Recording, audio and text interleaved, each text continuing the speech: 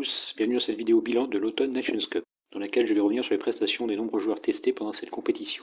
Je parlerai aussi de certains absents pouvant prétendre à une sélection. À l'issue de cela, je donnerai mon groupe de 37 pour préparer le prochain tournoi à destination et mon 15 type. Avant, pensez à vous abonner à la chaîne si ce n'est pas déjà fait, et cliquez sur la cloche pour ne rien rater des prochains contenus. J'attends aussi votre 15 type dans la rubrique commentaires.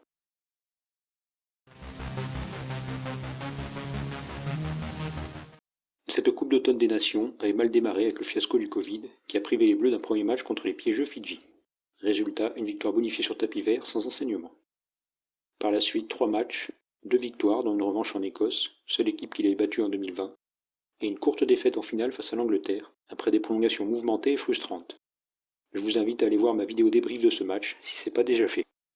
S'il y avait moyen de sécuriser le score plus rapidement contre l'Écosse, où le jeu piraté de Stuart Hogg nous a évité des arrêts de jeu stressants, que le match contre l'Italie était grandement insipide face à une très faible squadra azzurra, et que le crunch a basculé du mauvais côté sur 2-3 décisions arbitrales litigieuses, le bilan global est très satisfaisant. Néanmoins, avec 47 joueurs utilisés en seulement 3 matchs, plus les absents de marque pour différentes raisons, il est l'heure de resserrer le groupe en vue du Mondial 2023 en France.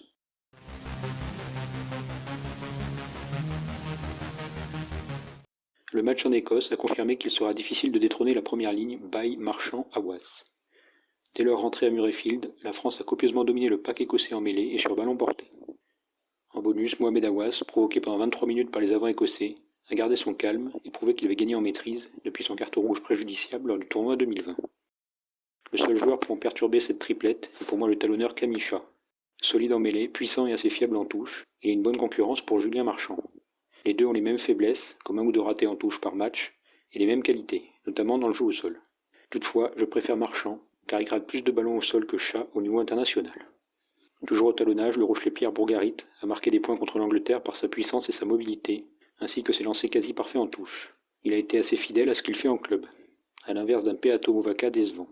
Solide à Toulouse, il a souffert en mêlée contre les Italiens et les Anglais, et a manqué d'activité de repère en défense et sur les rucks.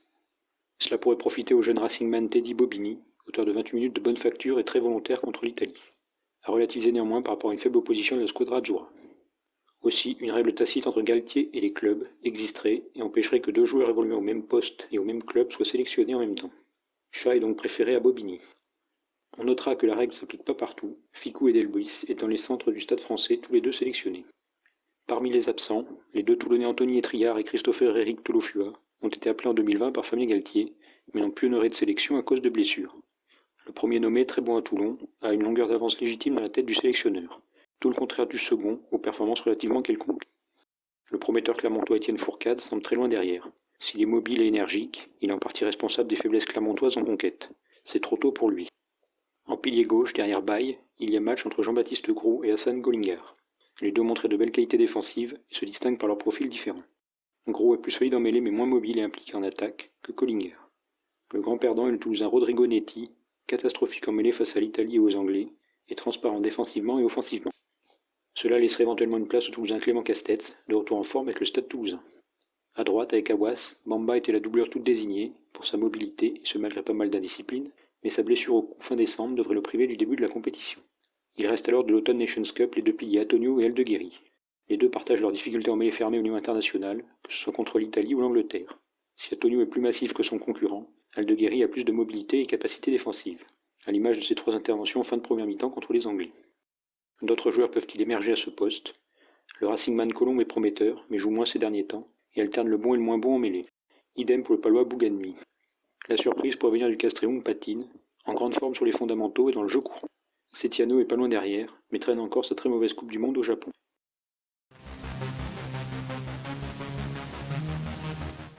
En deuxième ligne, l'infatigable Leroux reste indispensable, bien qu'il ait été plus maladroit que d'habitude en Écosse. À ses côtés, un profil plus massif est nécessaire. Paul Villemc, Romain Taofifenua et Baptiste Pesanti sont candidats. Le premier, titulaire indiscutable jusque-là, a perdu du crédit sur ses dernières performances en bleu, avec trop d'indiscipline et de plaquages ratés. Il ne brille pas non plus à Montpellier, cadre du top 14 en déroute. Concernant Taofifenua, je ne l'ai jamais vu réussir un match en équipe de France. L'équilibre entre puissance et mobilité n'y est pas, et il commet beaucoup d'approximations. Baptiste Pesanti a un peu souffert de la découverte de haut niveau en termes de rythme et de discipline, mais il délivre de solides garanties défensives avec ses tampons et avance avec le ballon. Le Lyonnais Guérassi a bien profité de la Coupe d'automne des Nations pour se montrer. Son profil entre physique et voleur de ballon touche en fait pour moi un remplaçant idéal. Le Bayonnais Ducas et le Bordelais Cazaux, avec respectivement 40 et 20 minutes de jeu en 3 matchs, semblent très bas dans la hiérarchie, étant peut-être trop longiligne pour le niveau international. Personnellement, je trouve que Cazaux a beaucoup de potentiel. Quant au Toulonnais Rebadge, ses 4 petites minutes contre l'Italie font figure d'affront de la part du sélectionneur. Le match était plié à l'heure de jeu, et il aurait dû rentrer plus tôt. Il est costaud physiquement et sa polyvalence deuxième-troisième ligne est un atout. Du coup, Galtier l'a quand même retenu dans les 6 deuxièmes lignes du groupe. Parmi les non sélectionnés de novembre à ce poste, le Racingman Boris Pallu a visiblement payé ses entrées quelconques lors du tournoi 2020. Paul Gabriag et Félix Lambé, qui enchaînent à Paris et à Lyon, n'ont légitimement plus les faveurs de Galtier après le mondial 2019. L'option Paul Gédrasiac était prometteuse, le Clermontois faisant un très bon début de saison, mais sa récente blessure a coupé son élan au plus mauvais moment.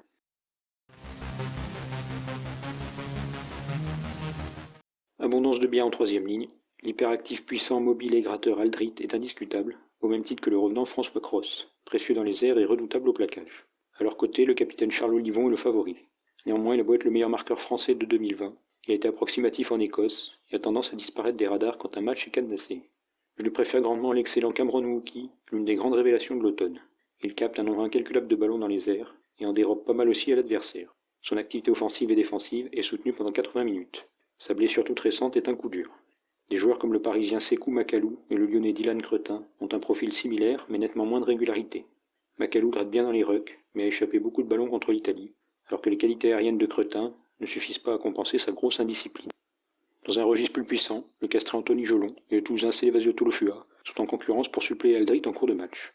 Jolon a marqué des points par ses charges, Tolofua par ses grattages, même si M. Brace, l'arbitre du dernier Angleterre-France, ne l'a pas récompensé. Chez les autres prétendants de la troisième ligne, ceux qu'on n'a pas vus en novembre, Baptiste Chouznou et Alexandre Fischer sont les plus méritants. J'aime beaucoup la morphologie de Fischer, avec un centre de gravité très bas qui le rend difficile à plaquer, une grande mobilité et une énorme activité défensive, notamment dans les zones de ruck. Ses commotions l'empêchent pour le moment d'enchaîner à Clermont, et son indiscipline démontre qu'il doit un peu mieux trier les ballons qu'il peut gratter ou non. Pour le reste, ça semble trop tôt pour les prometteurs Jordan Joseph, Lucas Desaigne, Alexandre Oumat et Kylian Tixeron, et trop tard pour le trentenaire Kevin Gourdon. Fabien Sanconi fait des bonnes choses au Racing, mais le plus souvent remplaçant. D'autres, comme Baptiste Delaporte, Yacouba Camara et Judicaël Cancorier, manquent sérieusement de constance. Enfin, la blessure d'Ituria prive le CAS de France d'un très bon jeune, mais expérimenté polyvalent, deuxième, troisième ligne.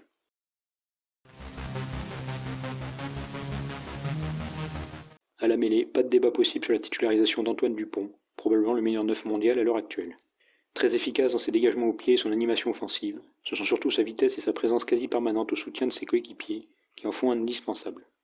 En doublure, le Clermontois Sébastien Bézy a guère eu l'occasion de se montrer, ne jouant que la prolongation face à l'Angleterre. À Clermont, il est moins titulaire depuis que Parra est revenu après avoir tapé la Covid. Ça se joue donc entre les deux Baptistes, Serin et Couillou.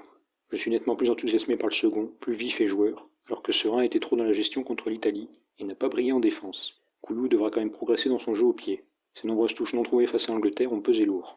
Chez les outsiders du poste, peu de monde. Le Bordelais Loukou a apparemment laissé passer sa chance, et Iri Barren, 30 ans, apparaît presque trop vieux par rapport aux autres. Son coéquipier Noël Le Garec, 18 ans seulement, a plus d'avenir, même si c'est encore un peu tôt. L'option menant au Brives Julien Blanc n'est pas à exclure en cas de pépin chez les trois favoris du poste.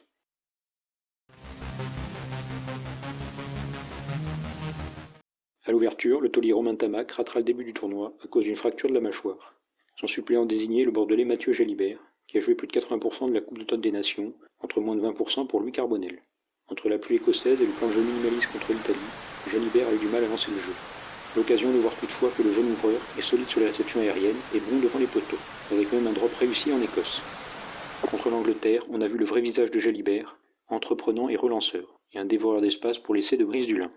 Comme Couillou, Jalibert doit quand même être plus précis dans son jeu au pied pour trouver les touches. Carbonel a fait de bonnes rentrées en jeu en termes de dynamisme et de réussite au but, mais on retiendra aussi qu'il fait la faute fatale en prolongation face aux Anglais, pour la pénalité de la gagne de Farrell. Récemment, lors d'un Bordeaux-Toulon, Jalibert a nettement dominé son vis-à-vis Carbonel. Ntamak absent, fallait-il prendre un troisième ouvreur dans la liste, ou utiliser la polyvalence de Boutier et Ramos, comme l'a fait Galtier. Compte tenu du haut niveau de la triplette Tamac-Jalibert-Carbonel, je suis assez d'accord avec le sélectionneur. D'autant plus que les autres prétendants sont guère convaincants.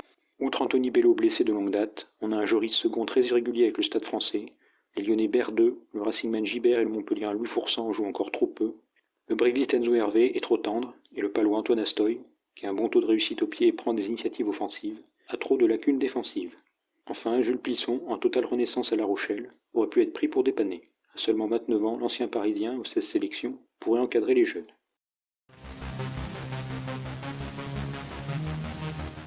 Au centre, la paire Vakatawa-Fickou, très complémentaire, est indéboulonnable. Vakatawa gagnait beaucoup de duels contre les Écossais et inscrit un essai. Fickou est quant à lui très expérimenté, redoutable en défense et imprévisible en attaque. Avec eux, il y a des profils plus légers et coureurs comme Barassi, Moefana et Barak.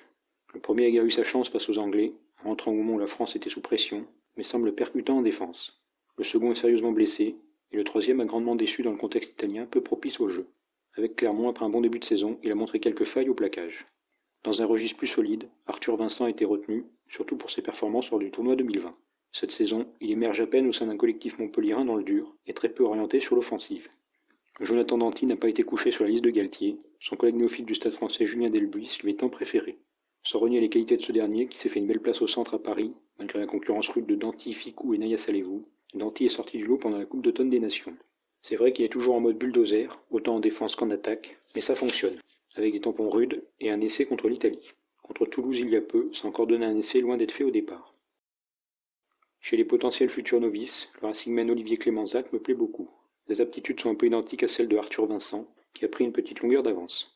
Sinon, le Toulonnais Rito est blessé, le Bayonnais Muscarditz doit encore progresser et n'est pas aidé par la souci de Covid au sein de son club, et Ivan Reyac, ballotté entre le centre et l'aile à Montpellier, est en train de gâcher tout son potentiel entrevu depuis 2 ans. Pour moi, le poste d'ailier est le plus en chantier dans ce 15 de France, car les prétendants s'enchaînent et rares sont ceux à s'imposer.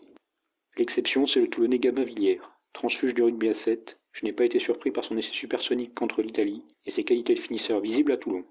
En revanche, j'ai découvert un joueur extrêmement impliqué défensivement, très agressif dans ses montées et solide gratteur dans les rucks. À l'heure actuelle, il est le seul à mériter sa place sur l'aile. Avec lui, je mise bien évidemment sur Damien Penaud. Toujours blessé en 2020 lors des périodes internationales, il n'a joué qu'en Écosse lors du tournoi, avec un essai à la clé. Ironiquement, c'est la seule défaite des Bleus dans le temps réglementaire en 2020.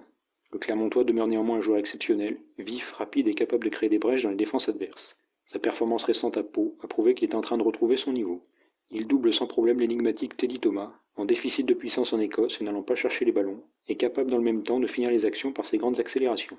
Sa faillite défensive est assez rédhibitoire. C'est pire du côté de Raqqa. Le Clermontois n'arrive pas à renouer avec son talent offensif, sauf en de très rares moments, et ne progresse pas en défense, secteur dans lequel il me fait peur systématiquement. Quant à Vincent Rattez, je le préfère à l'arrière pour ses facultés de relanceur, mais sa polyvalence en fait pour moi un joueur à mettre sur la liste. Pour boucler ce poste, il faut regarder chez les jeunes. Cordin est blessé, Ngandébé joue moins et n'est pas mis en valeur dans la pure rugbyistique montpelliéraine, mais il y a le quatuor, Lebel, Taofifenua, Etienne et Retière. Apparemment, Retière ne donnerait pas satisfaction à Galtier sur les ballons hauts, un secteur clé du haut niveau. Le Parisien Etienne marque beaucoup d'essais, mais je préfère le Toulousain Lebel, redoutable finisseur également, mais aussi un casseur de plaquage. Donovan Taofifenua mérite également sa place, au vu de sa grande forme actuelle. Son duel gagnant face à Raqqa, lors du dernier Clermont Racing, a fait office de passage de flambeau entre les deux hommes. Mais j'ai pas mentionné Nakaitasi, pourtant performant à Lyon, mais à 30 ans, il ne fait plus partie de l'avenir.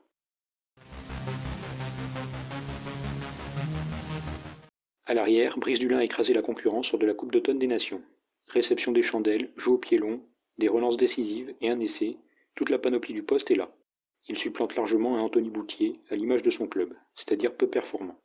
Si son jeu au pied est long, il est mitigé sur les duels aériens, le même défaut que Galtier reproche à Retière. Son replacement fréquent en 10 à Montpellier n'est pas suffisamment convaincant pour moi pour parler de polyvalence. En doublure de Dulin, et dans le profil du polyvalent 10-15, j'aime le Toulousain Thomas Ramos, bon relanceur, bon en l'air en Écosse malgré la pluie, et offrant une option fiable dans les tirs au but. Enfin, Kylian Amdaoui ne doit pas être oublié, mais sa non-polyvalence l'handicape face aux autres. Voici donc mon récap de mon 15 de départ et du reste du groupe des 37. En première ligne, la triplette composée de Cyril Baye, Julien Marchand et Mohamed Aouas. En deuxième ligne, la paire Bernard Leroux, Baptiste Pesanti. Cross n'ayant pas repris encore la compétition, je mets un profil similaire avec Jolon en troisième ligne L. En l'absence de Woki, je maintiens Olivon titulaire. Et en 8, l'inusable Aldrit, bien évidemment. La charnière est composée de Dupont et Jalibert. Au centre, le duo Fickou-Vakatawa. La révélation Villière à une aile. Le phénomène Penaud à l'autre aile. Et enfin, le meilleur joueur de la Coupe d'automne des Nations, l'arrière Brice Dulin. Sur le banc, Gros, Chat et Colombe en première ligne, et Guérassi en deuxième. Jelon pouvant jouer 8 si Aldrid sort, je mise sur un profil aérien en troisième ligne, avec Dylan Cretin. En 9, Couillou a une préférence devant Serein. Carbonel et Ramos complètent le banc, dans lequel il n'y a pas de centre, Penaud pouvant y basculer si besoin.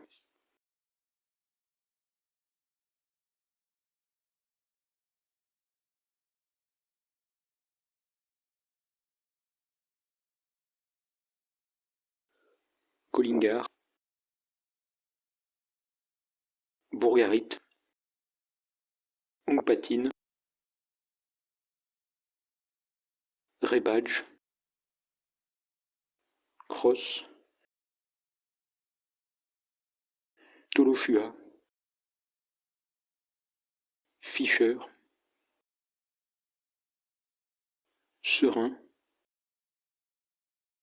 Danty, Clémenzac, Lebel, Taofifénois, Ratez, Vincent complètent le groupe. Castets, Bobigny, Antonio, Cazot,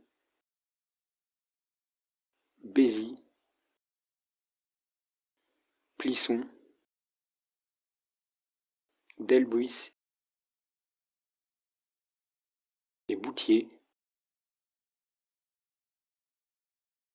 sont en embuscade en cas de blessure d'ici la fin du mois de janvier et le rassemblement du groupe France.